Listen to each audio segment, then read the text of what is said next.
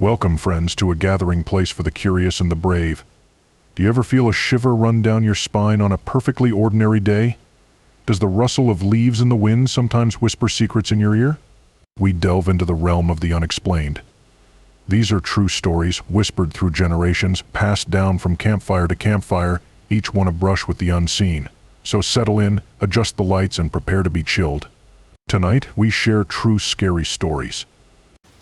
There are times in my life where I've spent a lot of time out in the wilderness by myself. It was something I enjoyed a lot when I was younger, and that I can't really do much anymore now that I'm older. I do miss most of those days now, but there have been a few instances of things that weren't exactly pleasant. Now, I imagine you can think that I've come across my share of scary wild animals or scorpions or things like that. However, that is not what this story is about. This particular time, I was on a very long walk through the mountains. That was my preferred method of adventure. I was trying to see as much as I could of the outdoors while I was still able to. Because of that, I would very rarely ever go to the same place twice. This time was my first time ever going through the Appalachian Mountains. The woods in those mountains could be very thick depending on where you were. I brought a tent with me just in case there was severe weather that would warrant it, but for the most part I just slept outside. Having done this many times before, I wasn't really scared of anything out there. I'd had some wild encounters with dangerous animals in the past too, but I'd never been injured. I showed the animals respect by keeping out of their way, and they also kept out of mine. There had never really been any problems. I hunted and fished for most of my food, so I didn't have food on me to attract animals to me. I didn't worry about things like bears. There were supposedly a lot of those in the Appalachian Mountains, but during this trip and all subsequent ones I never came across one. I was heading south toward a specific area where I would rejoin civilization. It was pretty slow going though. I stayed away from the actual hiking trails to keep away from people too. One of the primary goals of these trips of mine was to try and keep away from people as much as possible and feel at one with nature. When you spend so much time out in the woods, you begin to get habituated to the normal sounds out there. Once you do, you become very aware of anything that sounds like it's out of the ordinary. It was about a week and a half after I'd wandered off into the mountains. I began to get a little bit nervous. I started hearing this occasional sound that seemed totally out of place for where I was. There were occasional things like the snapping of twigs that I hadn't been hearing before, but there was also the absence of noises at times as well. For example, the birds would just go silent, or the insects would stop chirping. I went to sleep one night and was woken by something in the middle of the night. I didn't really know what it was. Normally, the noises of the forest didn't wake me up at all. I went back to sleep eventually. However, I was woken up by something a couple more times that night. I tried to figure out what it was, but I couldn't. Eventually, I fell asleep for the final time and didn't wake up until the morning. The following day was pretty similar to that one actually. There was just something that seemed a little off and was bothering me throughout the entire day. I couldn't quite put my finger on it though, and it was really starting to bug me. I hated the idea of my little trip getting ruined, especially because whatever was happening was probably just in my head. I woke up the following morning after that, after having another night with multiple interruptions. There was just this constant notion of something off that was really bugging me. That night seemed like there would be a little rain, so I put up my tent for the night.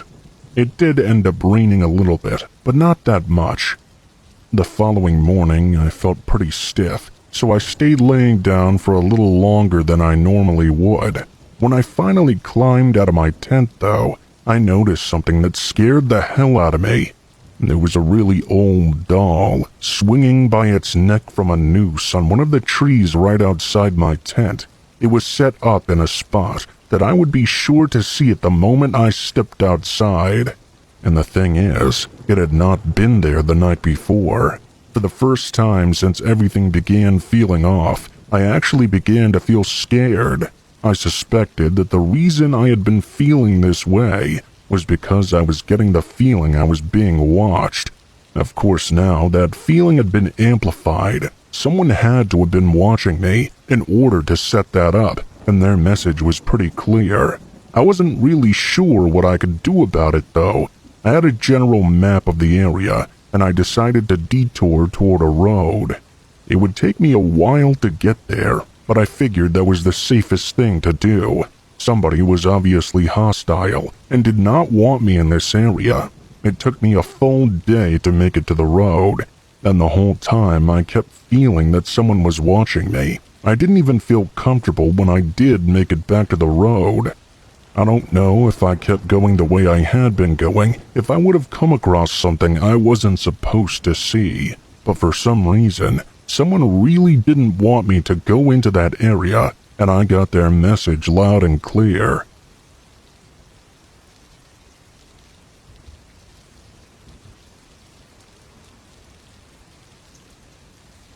When I was growing up, we lived in a rural home that was about an hour away from the elementary school we attended.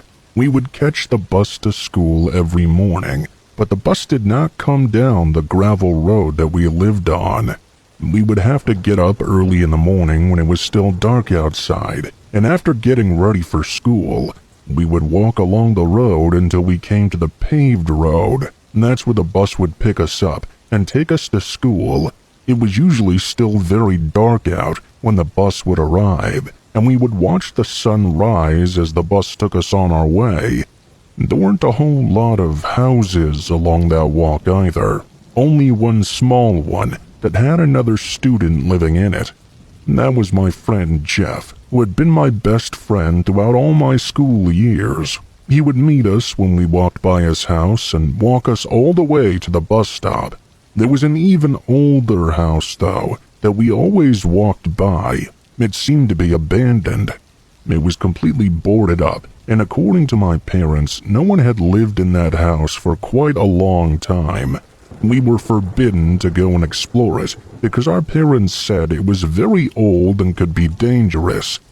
We used to go exploring in the woods around that house quite often, which I suppose is why they thought we might try exploring the property itself, too. When I was around 11 years old, I remember I was walking to the bus stop with Jeff. As we were passing by that house, though, I noticed something very strange. It looked like there was a light peeking out through the second-story window. I could have sworn I also saw a figure in there, looking out through the curtain. The house was maybe 50 feet back from the road, so it was possible I wasn't seeing it correctly. Jeff claimed that he didn't see anyone himself, but I was pretty certain of what I'd seen. I don't know why it is, but the idea of someone living in an abandoned home was sort of frightening to me.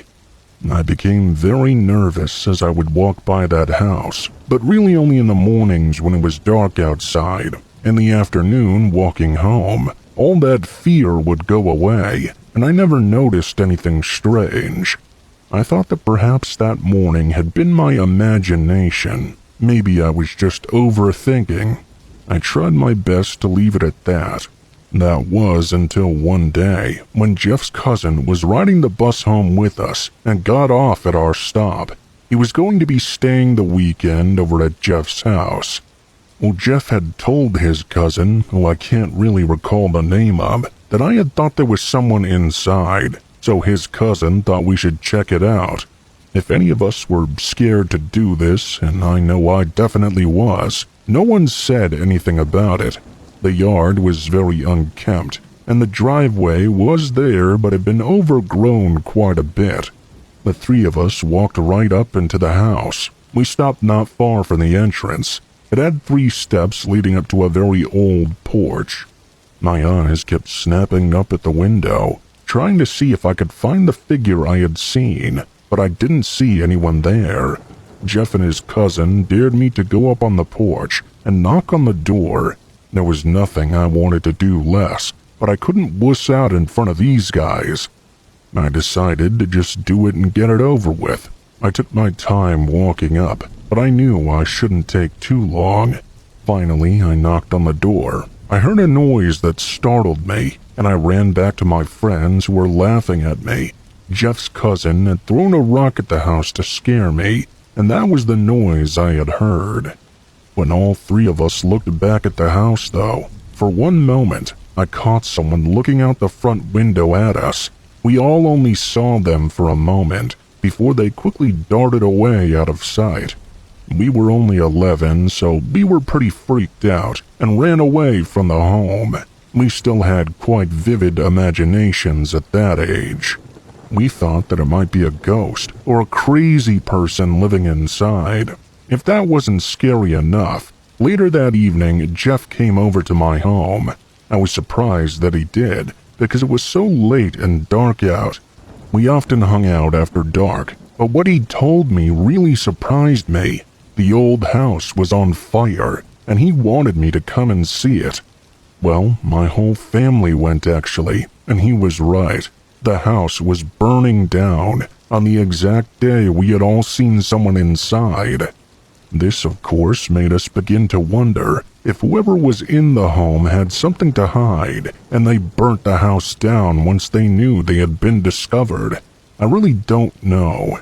As far as I know, there wasn't anything found in the house, as it was completely burned down to the very foundations. Whoever had been inside also fled, and we never found out who it was.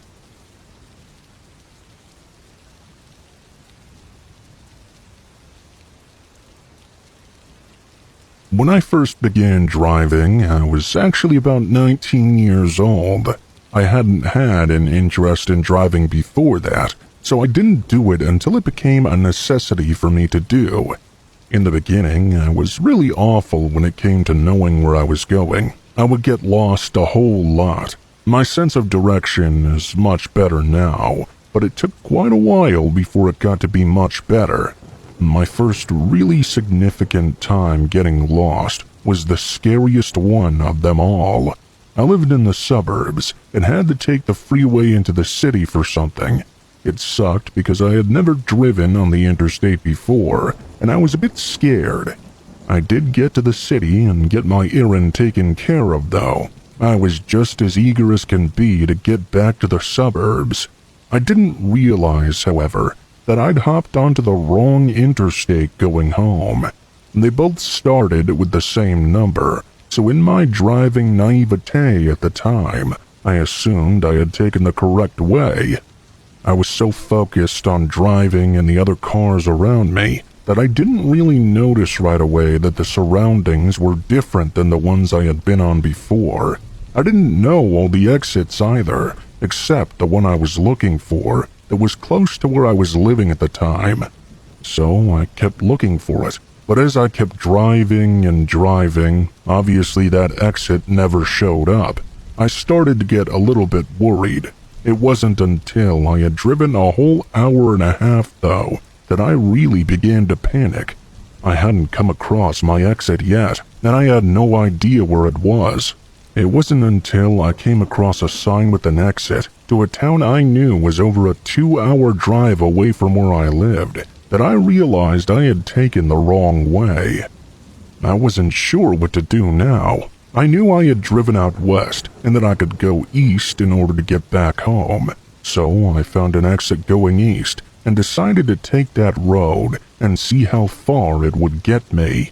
Sure, not exactly the greatest plan in the world, but this was long before we had mobile phones that told us which way to go. It was the only thing I could think of that would at least get me back in the area that would lead me back home. It's quite amazing how such rural areas can exist around and close to suburban and urban areas. The road I took first took me through a really small town. After I got through that town, it was even more rural. I was driving through cornfields which I had never seen before. I found driving that way much more comfortable, though, than I did driving on the interstate. As the drive went on, I began to get uncomfortable for some reason. I think it was because I felt so amazingly alone on this road. I hadn't come across a single other car, and the only lights I had to go off of were my headlights. I kept looking up into the rearview mirror. I was worried I couldn't see anything behind me due to the darkness. The whole experience was really unnerving. As I was driving, I noticed something a bit ahead of me. There was something sticking out of one of the cornfields. I tried to figure out what it was as I got closer and closer. It wasn't until I came right up upon it that I could finally make it out. There was a car sticking out of the cornfield front end first. I drove past it and slowed down. I began wondering how long that car might have been there. I thought about how there were barely any other vehicles on the road that night and began wondering if someone had crashed their vehicle. Someone else might not have come along to help them since this road was so empty. I began thinking about whether someone might be injured as well, and that worried me. I turned around and decided to go back. I wanted to try and help if they needed help. I drove past the car one more time going the other way, then turned around and pulled up on the side of the road. I had to get my car all the way off the road, and there was a ditch between that and the corn, so I couldn't have my headlights shining on the vehicle. I got my flashlight out of my trunk in order to see anything. My flashlight wasn't the greatest, but I was able to see enough to not trip or fall over anything. I awkwardly made it over the ditch and went to walk over by the car. I felt pretty nervous approaching the corn in the dark like that. It was so quiet and dark out there. It had a very ominous feeling about it. I was mostly hoping there would be no one inside. It definitely looked like this vehicle had crashed into the corn. There were tire tracks that ran through the ditch and then up to the car itself. Honestly, I half expected to see someone dead in the driver's seat or something. I got up to the vehicle and shined my light into the driver's window. To my relief, no one was inside. I looked around the rest of the car and didn't see anyone. I relaxed, thinking that whoever had wrecked this vehicle had at least walked away from it fine. Perhaps they had gotten a ride into town or something and would be coming back. I could just get back into my car and go on my way. "Hey, you!" I suddenly heard a voice scream out from the corn. It was so loud and sounded so freaky that I turned around and almost fell over. I had to grab the car for leverage so I wouldn't fall. "Get out of here! Don't touch my fucking car!" the voice said. I shined my flashlight into the corn, just in time to see a man hiding inside of it. He rushed over and slammed his hands down in the hood and repeated again what he said to me. I tried telling him I was sorry, but he began to come around the car. My fear got the best of me. I turned around and ran back to my vehicle. When I got into my car, I looked over and noticed the guy had opened his car door. He had something in his hand and was storming over to me. Before he could get over the ditch, though, I started my car back up and got into drive. The man had nearly made it to me before I was able to speed away from him.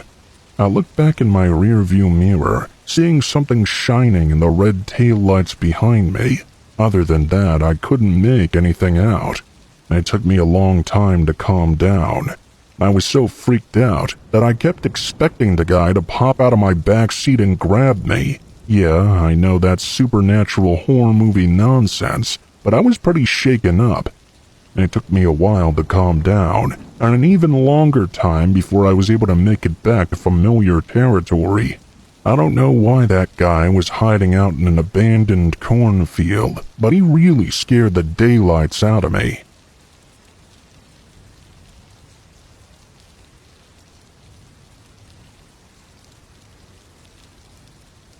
This is my scariest experience of being back home by myself. It happened back when I was 12 years old, and it was a long time ago now. I still remember it really well, though. During that time, I lived with my parents, older sister, and younger brother. It was very rare that I would be at home by myself, but somehow it happened. It was a Friday evening, and my dad was out of town until the next morning for work.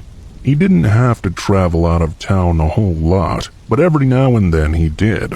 I remember my sister was at her best friend's house and was going to be sleeping over there. As for my mom and brother, they were at some sort of a birthday party my brother had been invited to. I was not invited, and my mom went with my brother because she was basically helping the birthday kid's mom with the party. That left me home alone all by myself on a Friday night. My biggest plans were to relax and play video games. I was pretty excited about it myself. I rarely got to have the entire place all on my own. Our house was pretty average for the most part. There were 2 levels with all the bedrooms being upstairs. Downstairs was the living room, dining room, and kitchen. My mom left that afternoon, shortly after I got back from school. She gave me instructions on how to make a frozen pizza. I had never cooked before, but I loved frozen pizza. At about 7 p.m. or so, I cooked it and everything went pretty well. I went into the living room and sat in an office chair right in front of the TV. I started playing my PlayStation. This went on for several hours.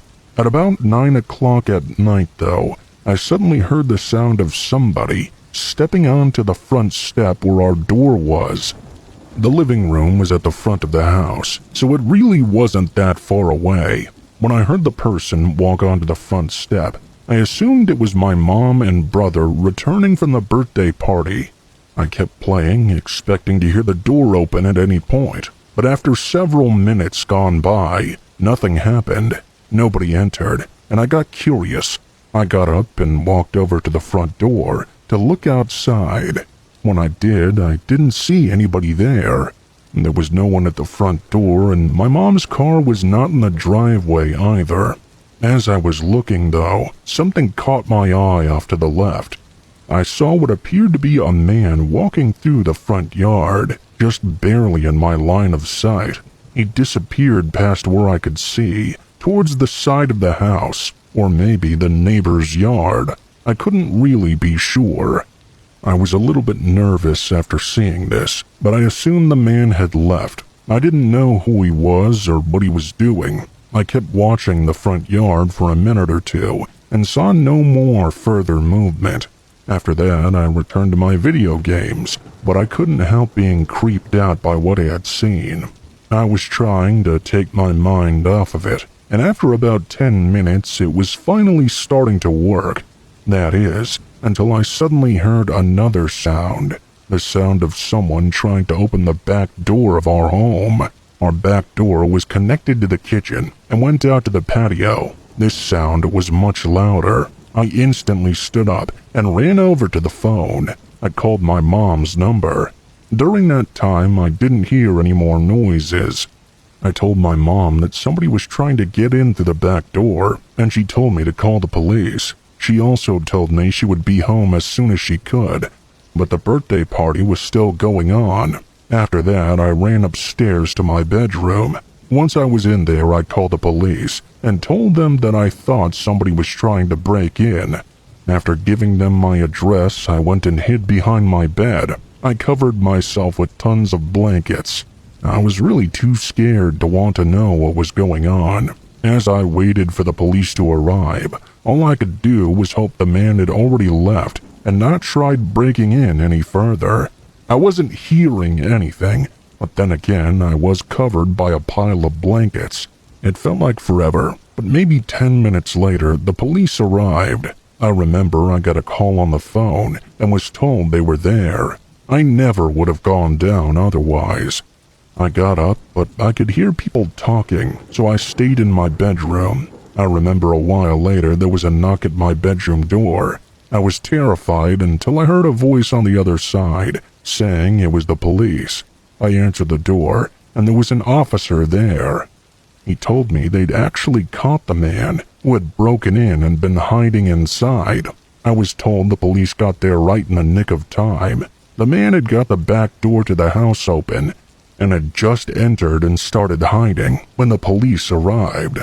The man was arrested and luckily didn't get far. I was honestly shocked when I heard that, but luckily everything turned out fine. He wasn't able to steal anything or do anything to me. Damage to the back door needed a little bit of fixing, but that wasn't the hugest deal. After that, though, I didn't want to stay home by myself for a while.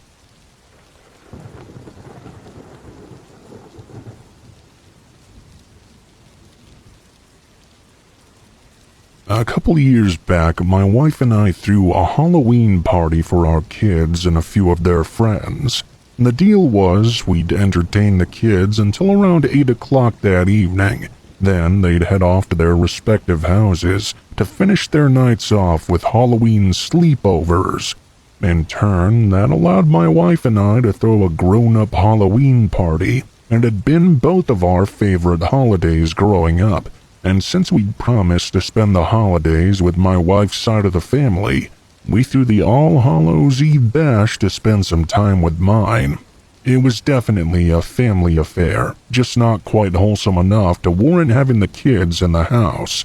Anyway, the party was fantastic. Everyone was having a great time, and my parents had agreed to spend the night in our spare rooms, so they wouldn't have to worry about driving or getting a cab home.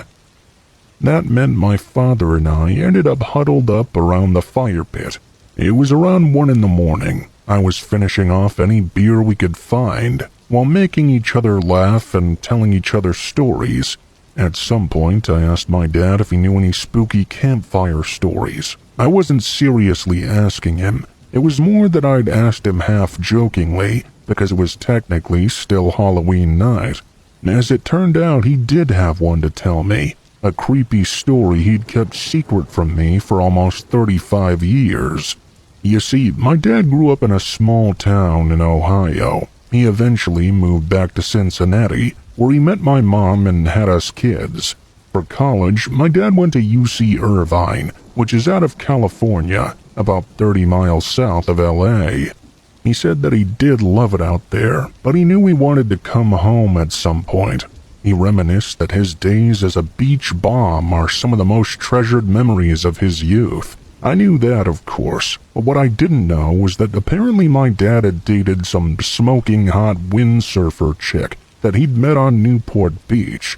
During the summer of 1982, his buddies and he headed down to the beach to throw a ball around. They saw this sign advertising windsurfing lessons, and the two instructors were a tall, wiry guy and this absolute fox with a mess of golden blonde hair. My dad said that he and his buddies found a spot for their stuff and started to throw the football around. All Dad did was walk off toward the windsurfing instructors, though, and talk his way into getting a lesson from old Blondie. My dad hated windsurfing, but thought it was a great way to get close to the instructor. Once he was satisfied there was mutual attraction, he asked her out and they started dating. She seemed like a wonderful girl at first, but after a month of seeing each other, he realized there was some weird stuff going on. There was a strange love triangle with her roommate and some professional surfer she'd met on a trip to Hawaii. My dad explained that he trusted the roommate was just a roommate, but over time it became obvious they were romantically involved.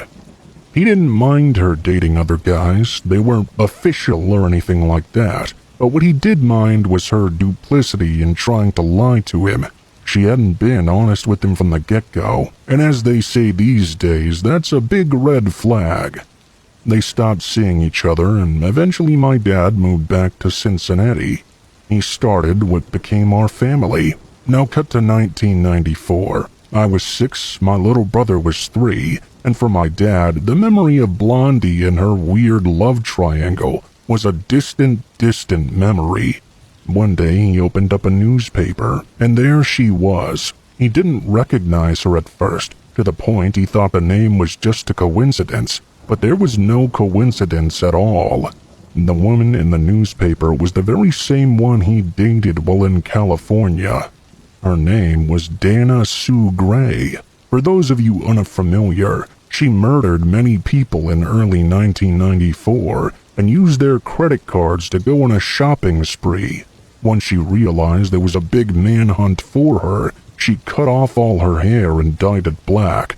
The cops still caught up with her in the end, and she was sent to prison for multiple murders. Dad said it was obviously very shocking. My dad said the thing that creeped him out the most was that he actually wasn't all that surprised.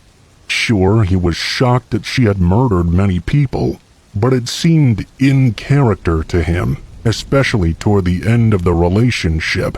It became obvious to him that she simply didn't think rules should apply to her. Seemed to have this idea that she could do whatever she wanted and get away with it, maybe on account of her good looks.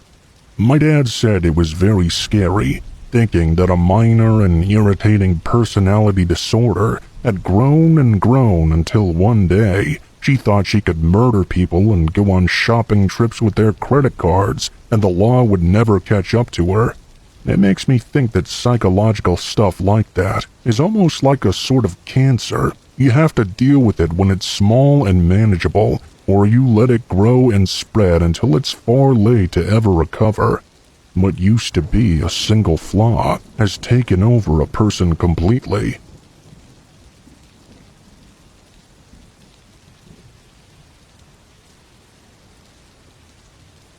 So full disclosure, this story is true, but you're probably not going to believe a word of it. You'll likely dismiss it as a complete fabrication and go on with your life. Honestly, I wouldn't believe it myself if I hadn't experienced it firsthand.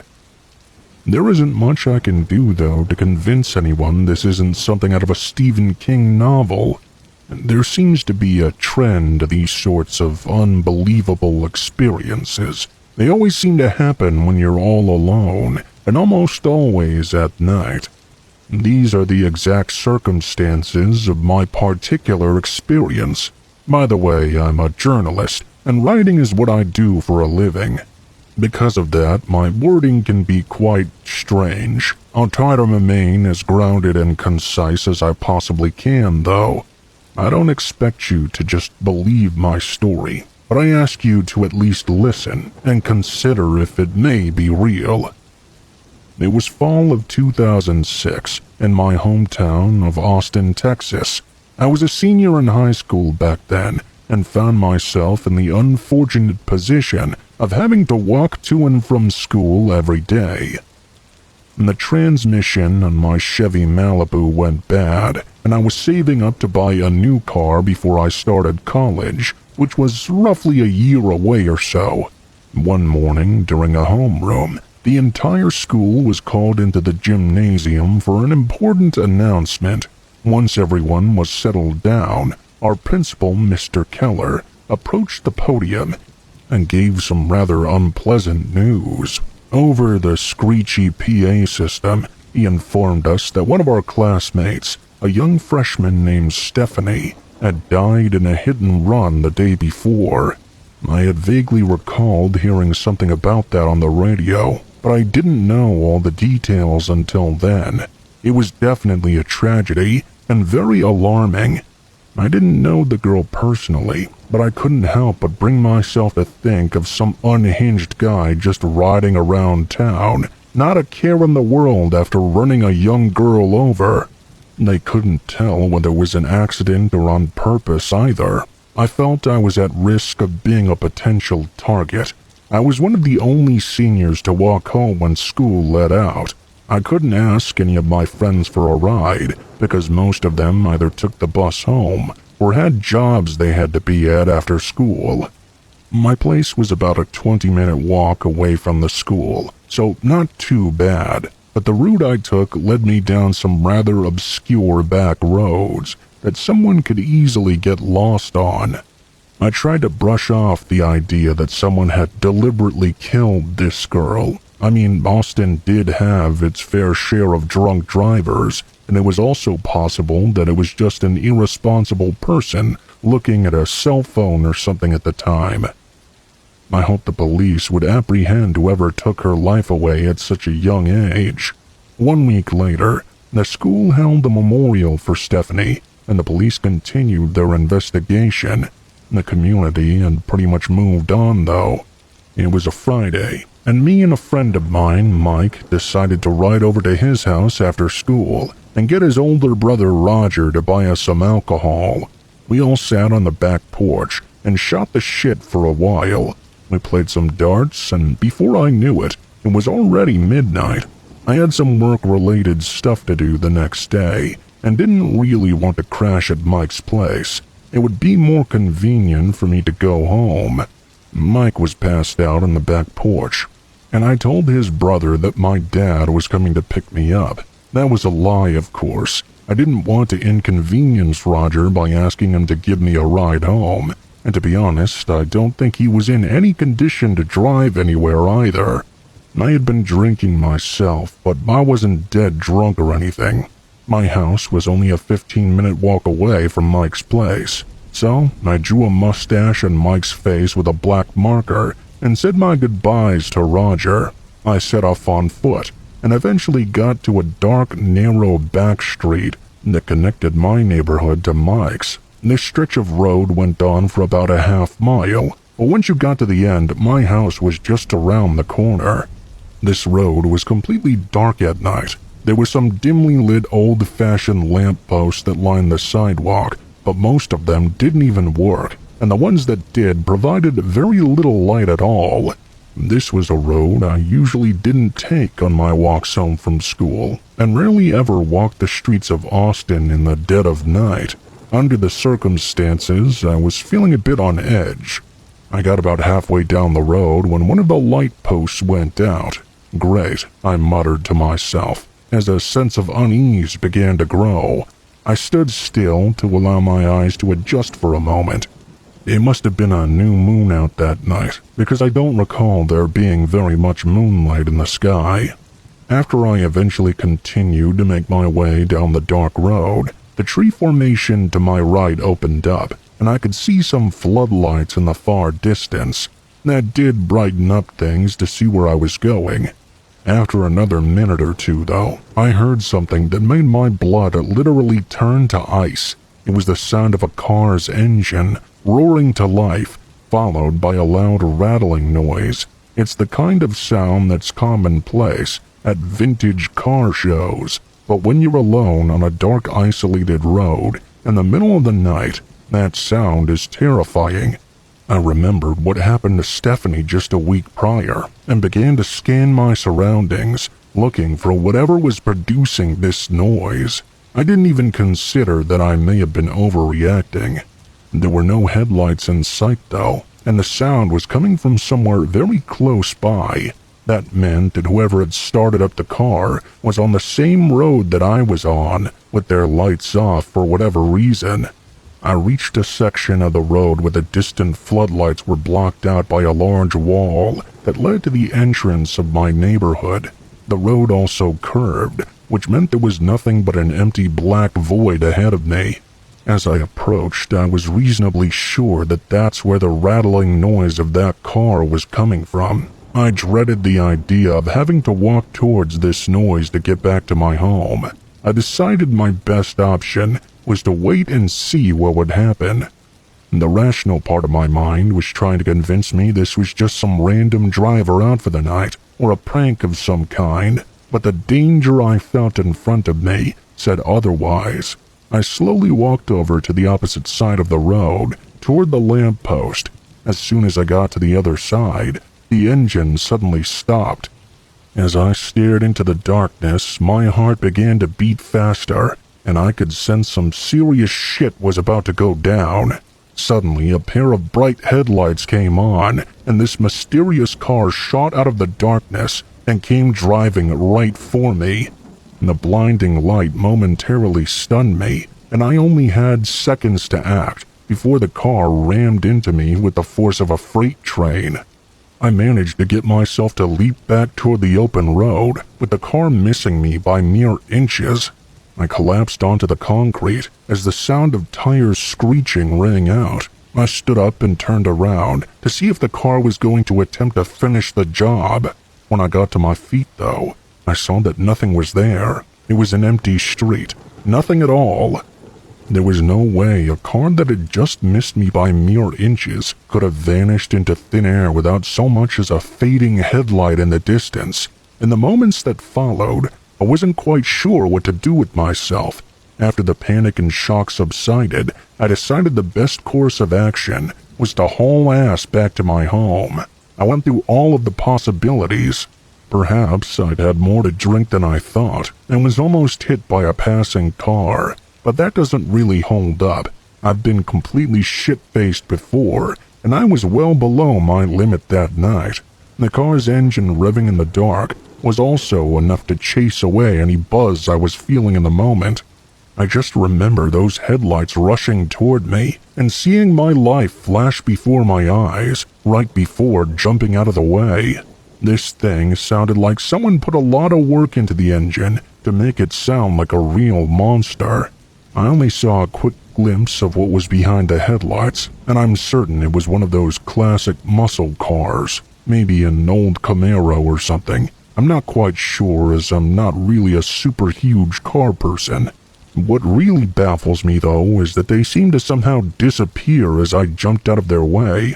I hit the ground, heard the tires screeching, and then after I got up to see what happened, I couldn't find anyone at all. I kept what happened to myself. What was I going to tell everyone, that I'd almost been killed by a ghost car? To this day, I'm still not sure what to make of this.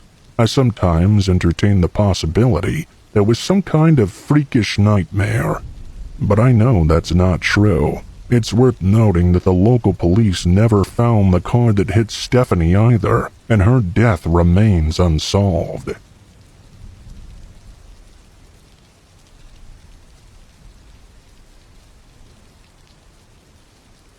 Something extremely creepy happened to me about a month ago. For some brief background, I live by myself in a small house in a busy neighborhood. I've lived there for about a year now, and it's been going pretty well.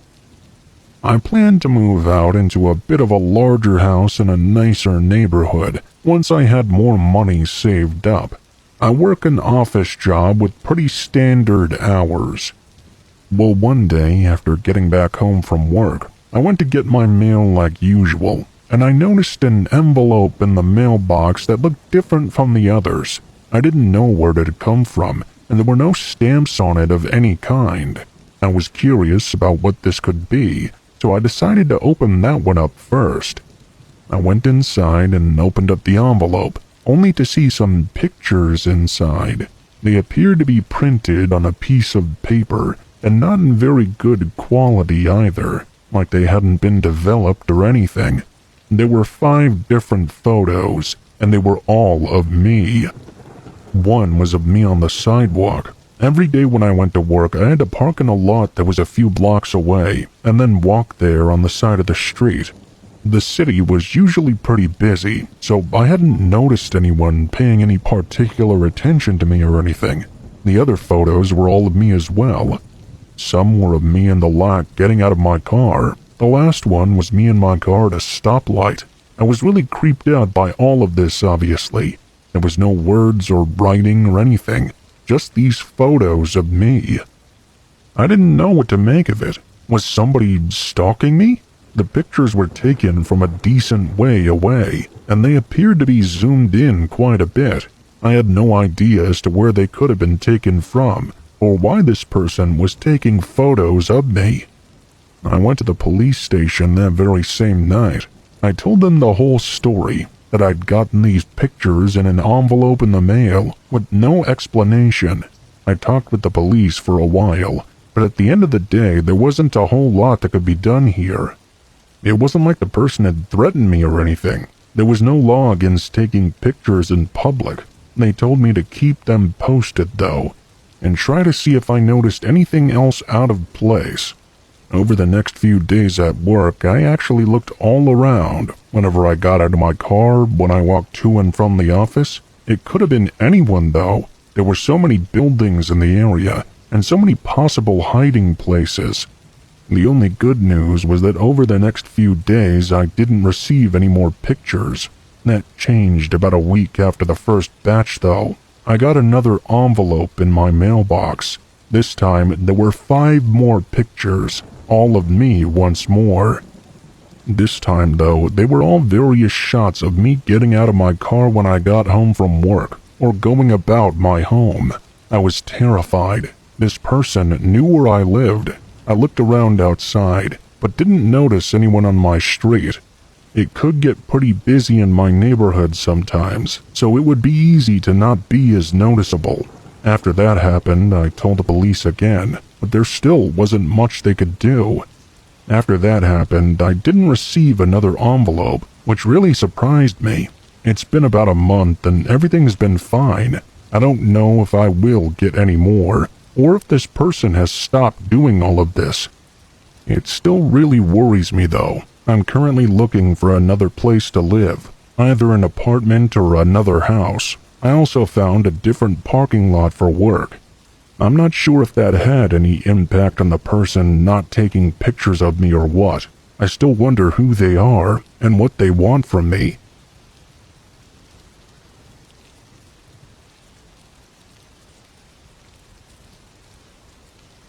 Something really weird happened to me last summer. I live all alone in a house that's somewhat out in the country. My house is on a busier road, but I have a large yard so it doesn't really bother me that much. My house is a ways away from the proper road itself, and I have a very long driveway. In whole, my property is 7 acres. Next to my driveway, I have a mailbox, and some trees are planted along the road for privacy. There's a good amount of grass as well. One morning, I got up and went outside, when I noticed something strange immediately. Someone had parked their car in my front yard. I walked out to examine it, and saw it was a car apparently for sale. They had parked their car right at the end of my yard, about 50 feet from the driveway. It was facing the road, so anybody driving by would see it.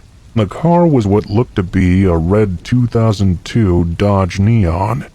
There was a price and a phone number to call as well. Apparently, somebody thought it was okay to just randomly park their car in my yard and try to sell it. This rubbed me the wrong way.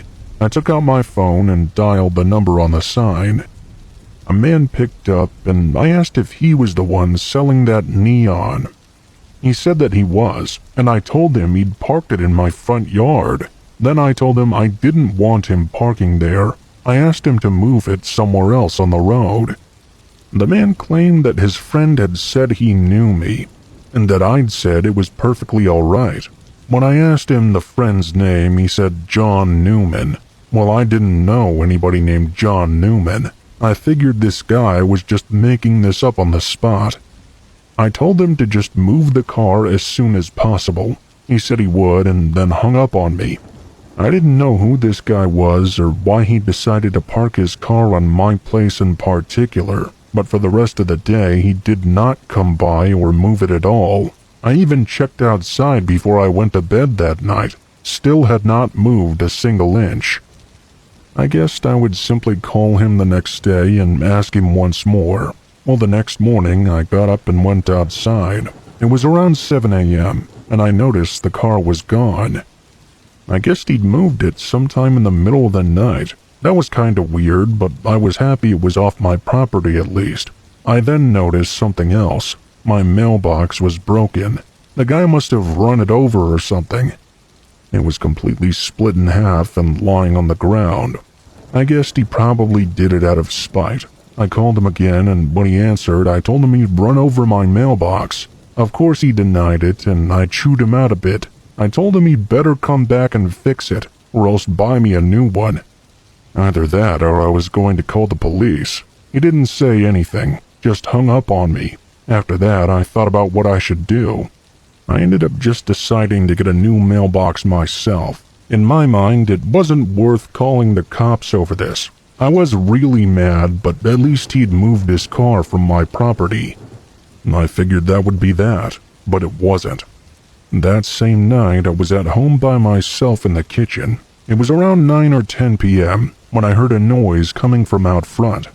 I went over to look. Even though I live off a busier street, it's usually quiet at this time of night, and I seldom hear things on my property anyway. I went to the front window and took a look, and saw a guy poking around near my car in the driveway. I went to the front door and opened it. I had a feeling this was the same guy, returning to do who knows what. When I opened up the door, I called out to the man, asking him what he was doing. He was wearing dark clothing, with the hood covering most of his face. He turned to me and faced me for a moment. He didn't say anything though. He just started walking in my direction. I didn't know what the man was capable of, so I closed my door and locked it. He walked all the way up and tried tugging it open. Then I watched him run off into the night. He went all the way down my driveway and seemingly back out to the street. I watched out the window for a while, but I didn't see him again. I went outside and checked around to be sure, but I still didn't see him. He'd left for good. After that night, nothing more suspicious happened, at least not so far. I'm not really sure what this guy's whole deal was, or why he'd chosen my property for all this in particular, but I'm glad it seems to be over now.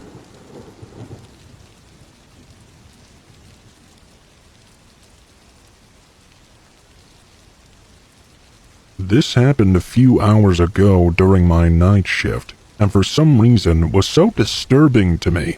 I'm a police officer in a big city, so I've had to deal with some pretty awful sights and smells while doing this job, usually on a daily basis even. This, however, was something most unusual. There's a large homeless population in this city, with mental health and substance abuse being common issues amongst this population. It isn't uncommon to see a homeless person suffering from mental illness and acting very strangely at night. If they aren't hurting themselves or anyone else, that's fine with me. It was around 11 p.m. I'd stopped at a red light on a very quiet and dark street. I was the only car on the road. I looked over to my right, just observing the street, when I saw a skinny man in ragged clothing on the sidewalk. Their feet was planted on the ground, belly arched up to the sky, and their hands on the ground over their head. I thought to myself, that's quite strange. While holding this position, the person snapped their head toward me, then looked back toward the sky. They then proceeded to do that exorcist spider walk at me, at a speed which seemed like it was the only way they'd ever walked in their life. I immediately thought, what the fuck? It was just like a sight out of a horror movie. The light turned green, and I drove off before the man could actually reach me. I have no idea why that sight was so disturbing, but it really did bring back memories of like watching the Exorcist movie.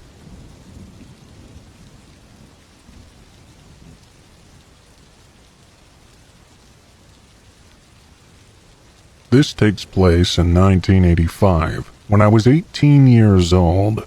My family, my parents, myself, and my 16-year-old sister Amani, lived in a quiet neighborhood in Calgary. Everything in my eyes was perfect. Everything, that is, except our neighbor David. I loathed David. He was 22 years old, and very cocky because he played electric guitar in some local rock band. He would always bring different women over, and from my sister's window she could hear everything.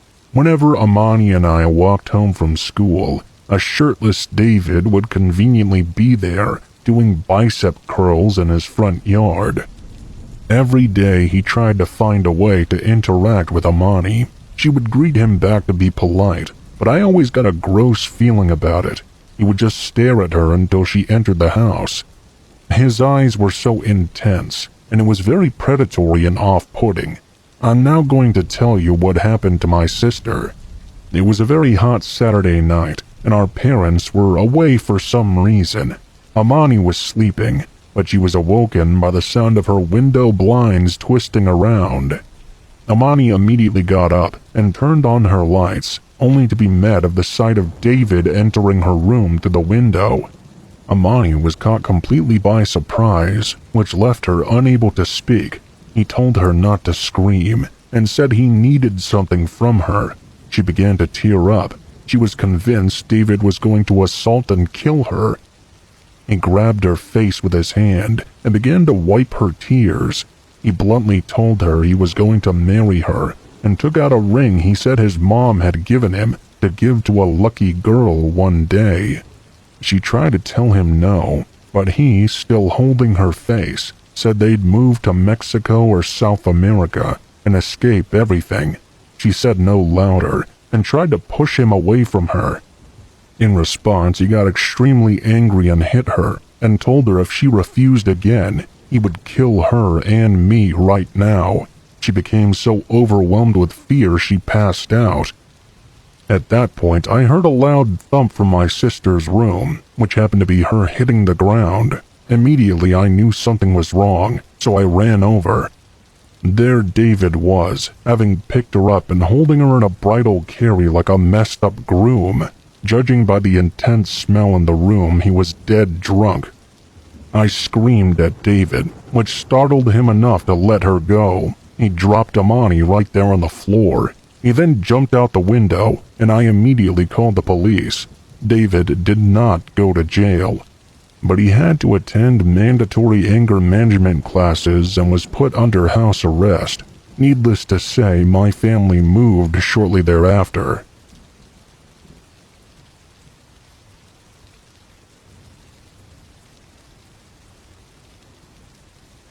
This day, around 6 years ago, I had a scary road rage incident on my way back home. Back then, I worked 50 miles away from the town we lived in. My wife and I were in the process of saving money for our first house. We'd been living in a cheap 2-bedroom apartment with our young son Jacob. There weren't any good jobs in the town we lived in, so I was forced to look pretty far away for a good job. The job I did find paid very well, which made the long drive worth it. We only had one car, so my wife Connie would be stuck at home without transportation. Normally this wouldn't be much of a problem. Most of her time was taking care of Jacob and doing stuff around the apartment. However, around lunchtime one morning, I got a very concerned call from her. Our son Jacob had been fussy most of the night. He was at that age, so neither of us had thought much about it at first, but as the morning passed, he'd acquired a nasty fever and was clearly in misery. Connie had called the doctor, and they were able to fit us in later that afternoon. That was when she called me and asked me to come home. I informed my boss of the situation and let him know I had to take the rest of the day off. He was very understanding. He gave me his blessing, considering Jacob was our first child. I lacked the experience and was probably a bit more nervous than I should have been. It was just a simple cold, it turned out, but you can never be too sure. These things can be much worse than you look. As you can imagine, I was pretty distracted on the drive back. Every 15 minutes I'd call home to check in on Jacob's condition and make sure that Connie was doing okay as well. I was in one of these calls when I almost had a wreck with another driver. I was about 10 miles from home and needed to take the exit off the freeway. Like I said, I was distracted and didn't check my mirrors as well as I should have. I gave 2 quick glances and merged into the right lane. I didn't notice there was a car in my blind spot. All I heard was the long droning of their horn. Luckily, we managed to avoid crashing into each other. But the driver of that car was justifiably furious. I looked in my rearview mirror and gave him a meek little sorry gesture right before I exited. I didn't expect it to go beyond that point, but the driver had other ideas. I'd gone about a half mile down the access road when I noticed he was still following behind me. I could see him gritting his teeth and shaking his arms out the window. When he realized I'd seen him, he started yelling and becoming even more animated. Of course, I couldn't actually hear what he was saying, but he was obviously very livid. Things started to get serious when he began tailgating me and honking his horn. Every time I'd speed up to get away, he'd do the same. I was terrified he'd slam right into me if I slowed down even a little bit. Remember, the entire time this was going on, my wife was on the phone with me. She could hear him honking his horn and asked what the heck was happening. I tried to avoid worrying her, but when the crazy man pulled up alongside me on the wrong side of the road, I began to panic and told her to call the police. In spite of her repeated questioning, I eventually got her to agree and hang up on me. Now that I wasn't on the phone, I could fully pay attention to the road. I had no idea what this guy hoped to achieve if he got ahead of me or in front of me, but I knew it couldn't be good. Traffic around us seemed to be keeping their distance, except for one semi carrying gasoline. I don't think he had a clue as to what was happening. His large presence afforded me enough time to make a turn to my house without the man smashing into me. I thought I'd managed to shake him, but he caught up at the next intersection. Now I was just a few blocks from home. All I could think of was that I hoped the cops were there waiting for us. In retrospect, I shouldn't have led him to where I lived, but I was so panicking in the moment that home was the only place that seemed safe. When I made the turn onto the road outside the complex, my heart sunk. During daylight hours, the gates of the apartment were left open. He could easily follow me inside. My only hope was I could make it inside before he caught me. Like a gift from God, I noticed 2 police cars parked right next to the manager's office. I raced into the complex and pulled up between those cars. I watched as the crazed driver raced in behind me, then stopped for a moment before slamming reverse back out the open gate and speeding away in reverse. I fought back a great rush of tears. Laugh all you want, but my relief was immeasurable. Once I was able to compose myself, I talked to the officers and gave them the plate number of the car. I'm not sure if the cops ever actually contacted the man, but I hope that he was at least dissuaded from doing something like that again. Despite everything that just happened, Connie and I brought Jacob to the doctor for his appointment, and he was better within just a few days.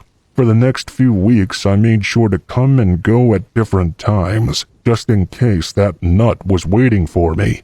It ended up being all for nothing, but in our modern day, there's people out there willing to kill you over the smallest errors. Play it safe, and keep your eyes and mind on the road.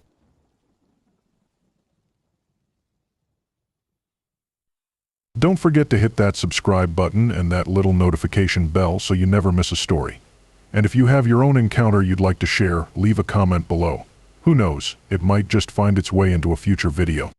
Until next time, stay safe, stay curious, and remember, the scariest stories are often the ones closest to home.